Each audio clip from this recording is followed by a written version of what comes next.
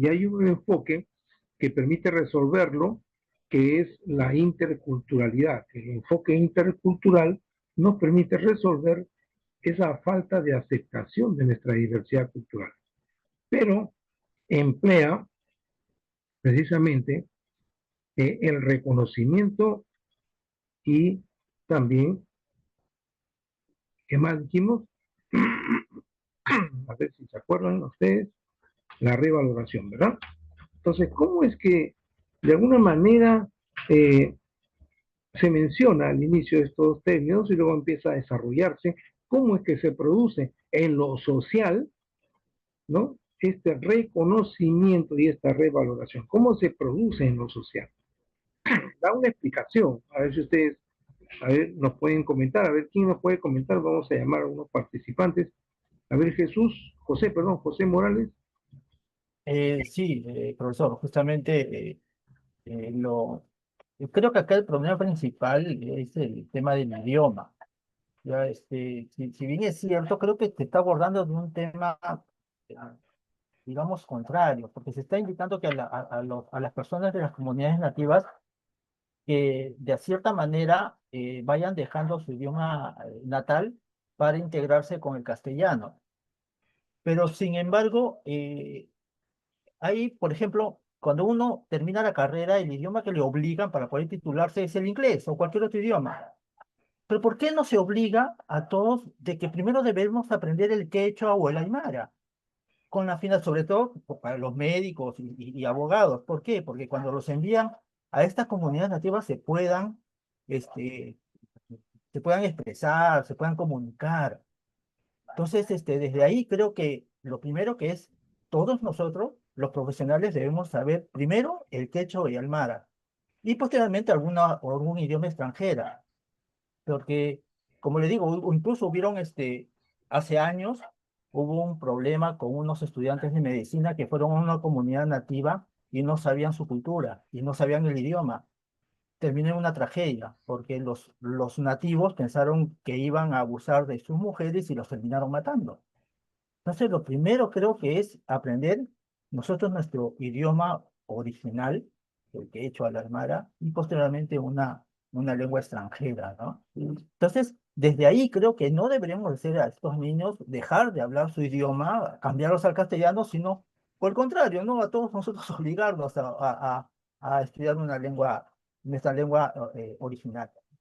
Entonces, creo que es lo que puedo aportar, por favor. Gracias. Doctor, Ya, muy buena idea. Un ratito, Daniel, un ratito.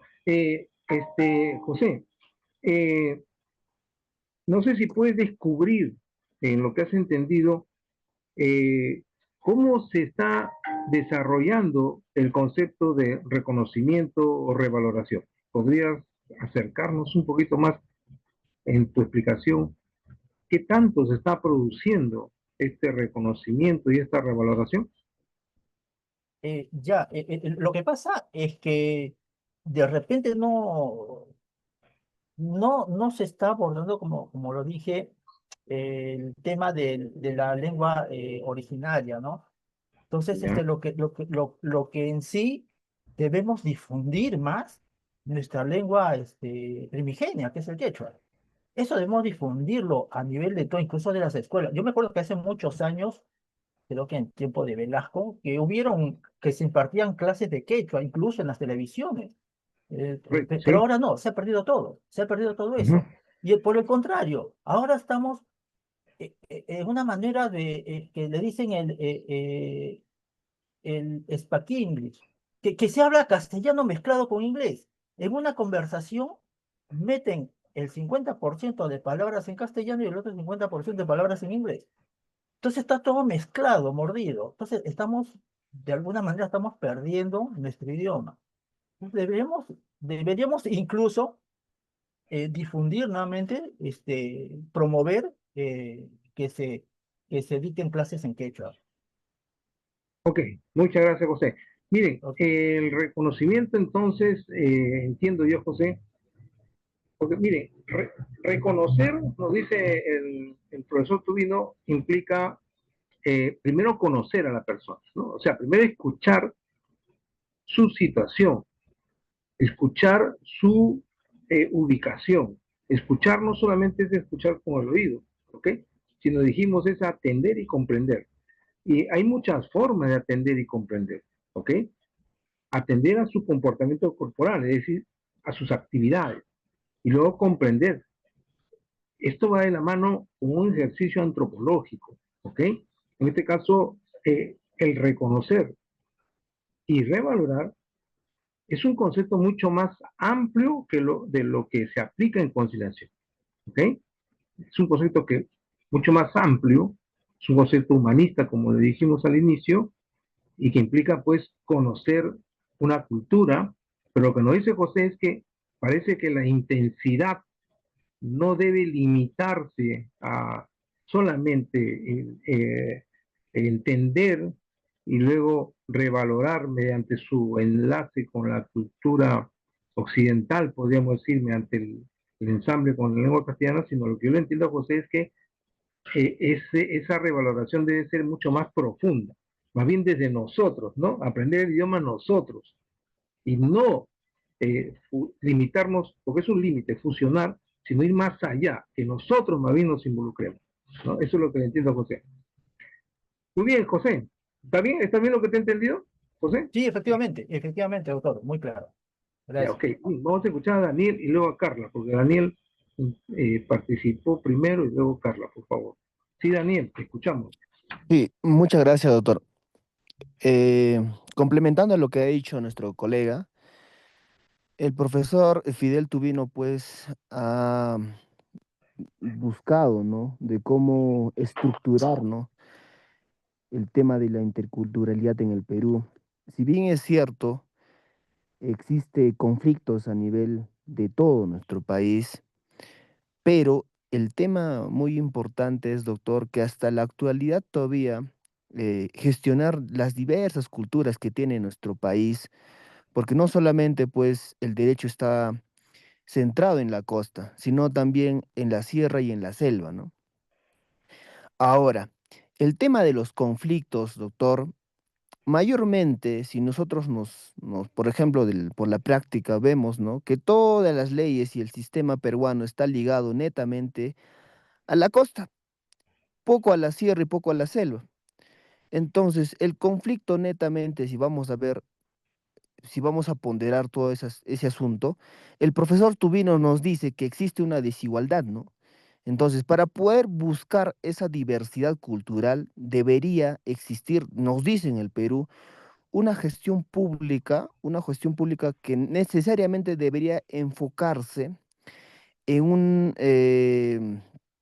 ¿cómo se puede decir? En una escuela, no sé, en una formación de aquellas autoridades que tendrían que enfocarse, ¿no es cierto?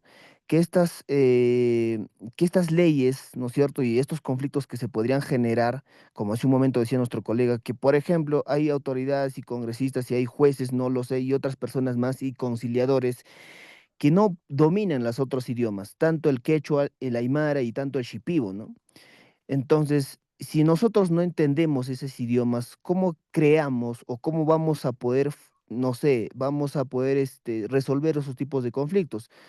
Porque al final, justamente, si vamos a centrarnos en la conciliación es un diálogo.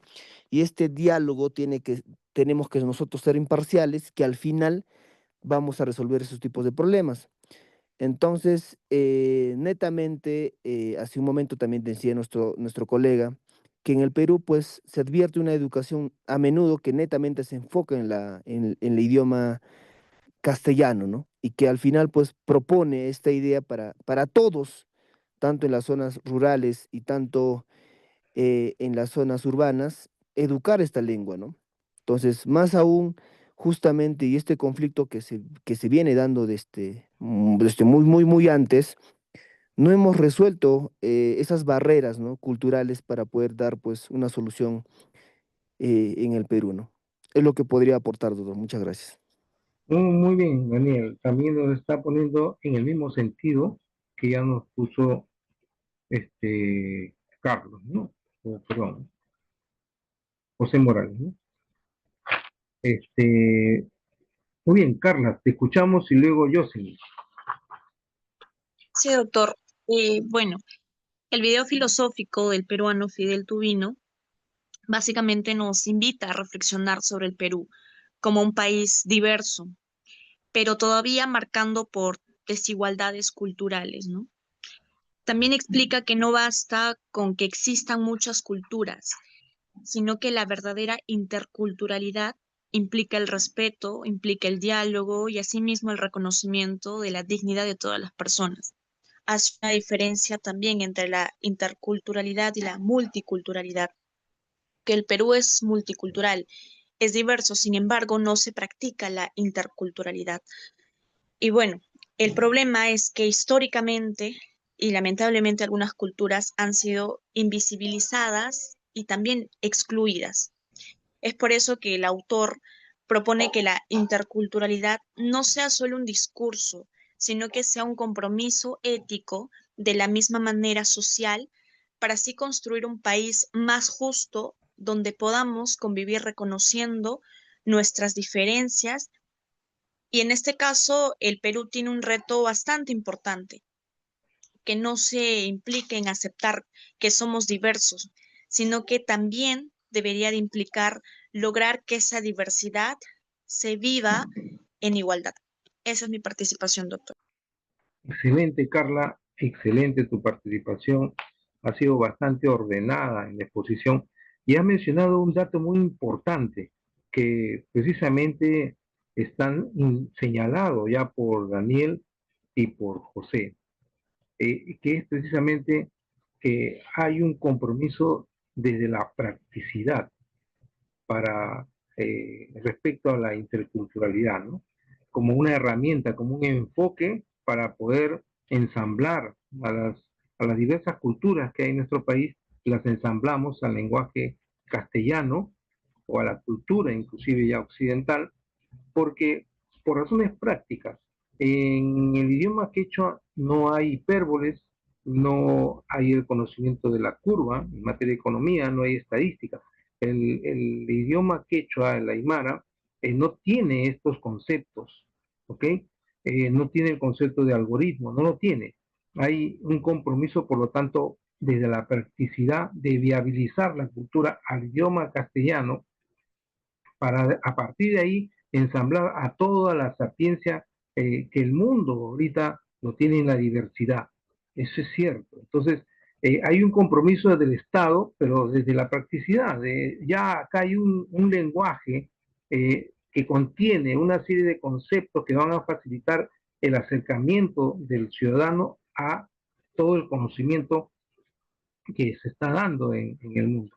Pero sin embargo, Joseph nos ha dado la clave de repente para poder dar sustento lo que dice José, lo que dice Daniel, porque hay un sentimiento, ¿verdad? Y José ha dado un ejemplo práctico, un caso práctico, un hecho social que sucedió sobre precisamente la falta de entendimiento de los médicos que acudieron a poder dar un socorro de salud a una comunidad donde los médicos terminaron siendo, bueno, lesionados, por decir.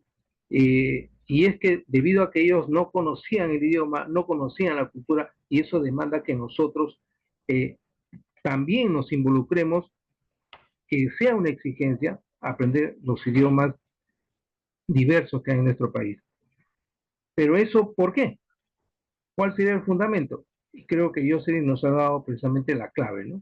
Compromiso ético. No solamente debe existir un compromiso entonces práctico, que es de alguna manera justo para que nuestras culturas puedan acceder al conocimiento universal, sino también tiene que haber un compromiso ético de parte de todos nosotros, ¿no? De aprender y de involucrarnos con nuestras culturas que conviven y que han convivido en nuestro país desde siempre, ¿verdad?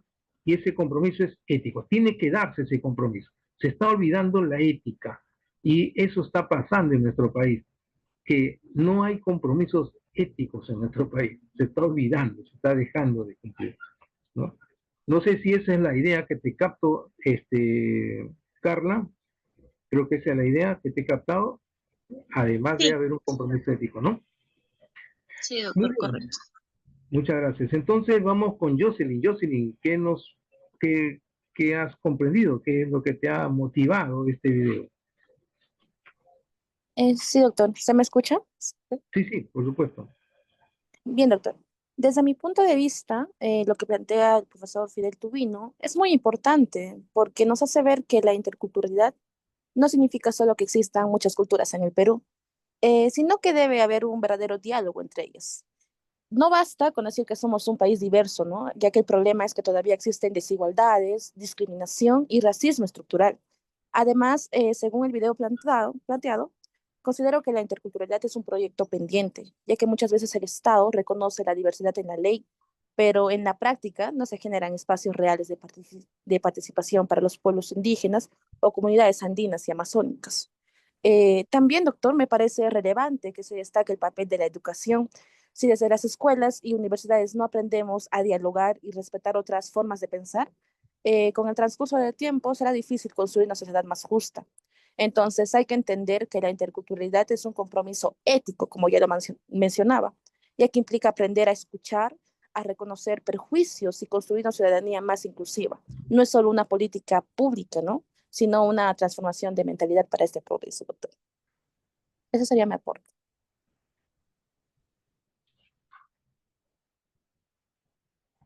Muchas gracias, Jocelyn Trinidad Marcelo. Excelente las participaciones, excelente, la verdad.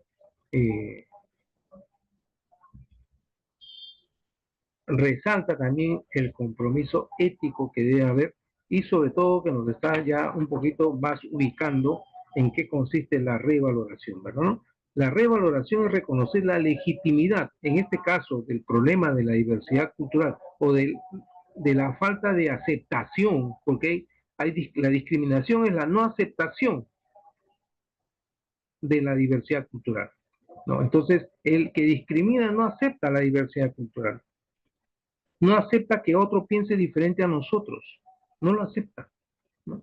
Y precisamente aceptar significa